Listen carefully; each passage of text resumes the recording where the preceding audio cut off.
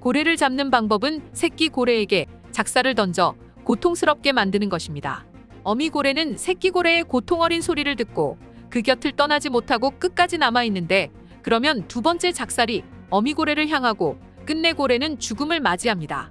전 세계를 강타하고 있는 드라마 이상한 변호사 우영우에서 주인공 우영우가 어느 안타까운 모녀를 변호하다 고래에 관한 일화를 들려주는 대목인데요.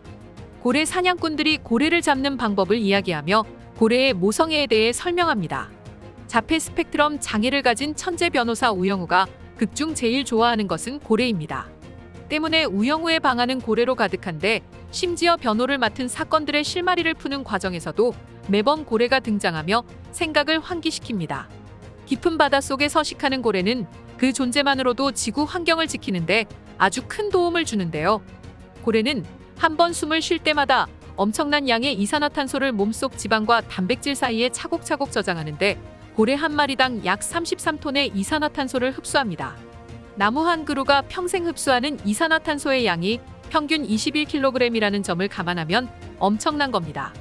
또 고래의 배설물은 바다를 비옥하게 만드는 비료가 됩니다. 이산화탄소를 흡수하는 해조류와 플랑크톤의 형성을 돕기 때문입니다. 실제로 고래의 배설물은 식물성 플랑크톤인 파이토플랑크톤을 번성할 수 있게 하는데, 파이토플랑크톤이 광합성해 탄소를 흡수하고 내뿜는 산소가 지구 전체 산소의 절반이 넘는다는 연구도 있습니다. 고래는 보통 물속에서 먹이 활동을 하지만 주기적으로 수면 위로 올라와 호흡을 하는데요. 얕은 표층 바다에서 먹이를 빨아들이는 고래가 있는가 하면 해가 닿지 않는 깊은 바다로 한두 시간 잠수해 먹이를 잡아먹는 고래도 있습니다. 이처럼 고래가 해수면과 심해를 오르내리거나 또는 먼 바다를 가로지르면서 먹이를 먹고 배변 활동을 하다 보면 바다속 영양분이 순환되면서 서로 닿지 않는 생태계가 연결됩니다. 이렇듯 고래는 일평생 바다 생태계를 풍요롭게 만들고 지구 환경을 회복시키는 데 도움을 주고 있는데요. 하지만 안타깝게도 현재 고래는 매우 큰 생존의 위협을 받고 있는 상황입니다. 대형 고래들은 과거에 행해졌던 마구잡이식 포경으로 인해 그 수가 4분의 1밖에 남지 않았고, 생존하고 있는 고래들은 바다에 버려지는 각종 화학물질, 쓰레기로 인한 해양오염으로 고통받고 있습니다. 과거의 고래 남획은 무척이나 심각했는데 20세기부터 현대 기계식으로 하는 포경선이 등장해 거의 멸종에 이른 적도 있었습니다. 안타깝지만 실제로도 참고래 외 일부 몇몇 종들은 완전 멸종했습니다. 그러자 각종 동물보호단체에서 고래를 잡지 말자고 주장했고, 이제는 전 세계적으로도 고래 보호의 중요성을 깨닫고 사냥을 금지시킨 상태로, 앞서 1986년 국제포경위원회 IWC는 상어포경을 금지시켰습니다. 그런데 일본은 전통과 연구 목적이라는 명분으로 또 자국의 법률상 합법이라고 주장하며 고래 포획을 하고 있는데요. 그동안 일본은 고래를 사냥하고 먹는 부분이 자신들의 문화의 일부라고 주장해왔습니다. 실제로 1940년대 후반부터 1960년대 중반까지 고래고기는 일본에서 가장 큰 단일 시장이었습니다. 일본인들은 고래 고기를 즐겨 먹는 것으로 널리 알려져 있는데요. 1964년의 절정기에 일본은 1년에 2만 4천 마리 이상의 고래를 죽였으며 대부분은 거대한 지느러미 고래와 향유 고래였습니다. 이후 고래잡이 과정의 잔혹성과 식용에 대한 국제적인 비판과 포경 제한으로 소비가 줄었다고 합니다.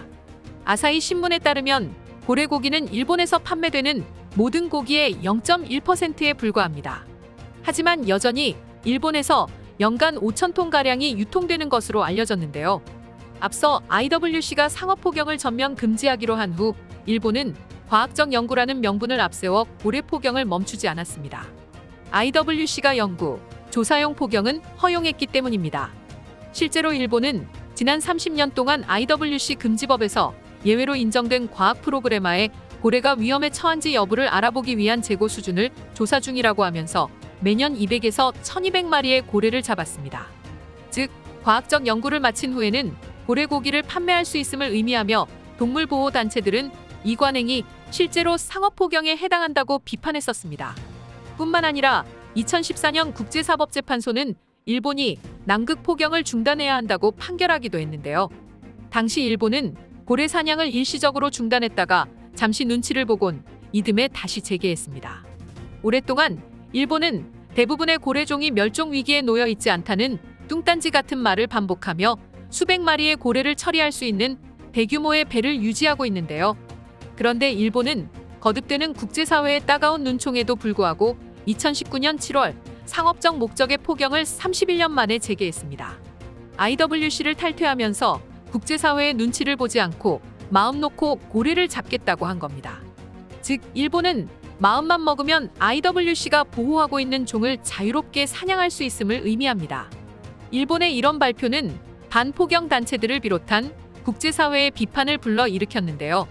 당시 호주는 극도로 실망했다고 발표했고, 뉴질랜드는 해양 포유류의 오래되고 불필요한 상업적 살인의 재개를 유감스럽게 생각한다고 밝혔습니다. 동물보호 단체들도 일본의 결정에 심각한 결과를 가져올 것이라고 경고했는데요.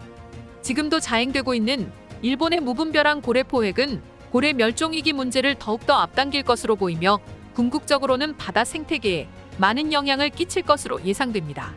건강한 바다는 지구의 생존을 위한 중요한 요소이지만 지금 바다는 그 어느 때보다 위험에 처해 있는 것으로 보입니다. 세상의 이슈를 연결하는 참 이슈입니다. 여러분들의 많은 의견 댓글로 남겨주세요. 시청해주셔서 감사합니다.